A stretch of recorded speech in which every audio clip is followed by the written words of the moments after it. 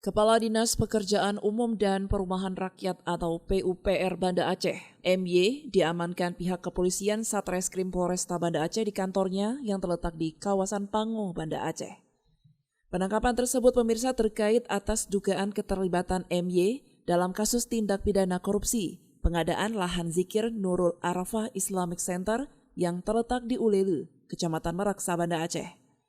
Kasat Reskrim Polresta Banda Aceh Kompol Fadilah menjelaskan penangkapan tersangka MY karena yang bersangkutan mengetahui aliran dana pada pengadaan lahan zikir tersebut yang bersumber dari dana APBK Dinas PUPR Kota Banda Aceh tahun 2018 dan 2019 silam.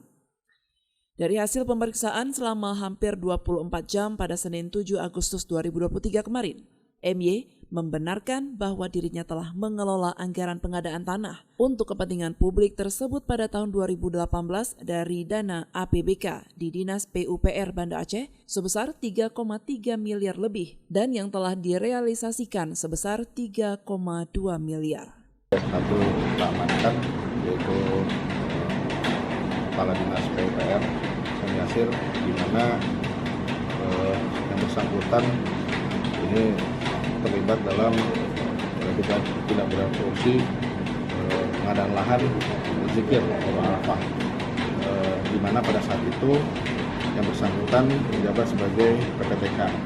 Yang bersangkutan diduga mengetahui secara jelas bahwa tidak memverifikasi lebih jelas bahwa adanya aliran dana yang mana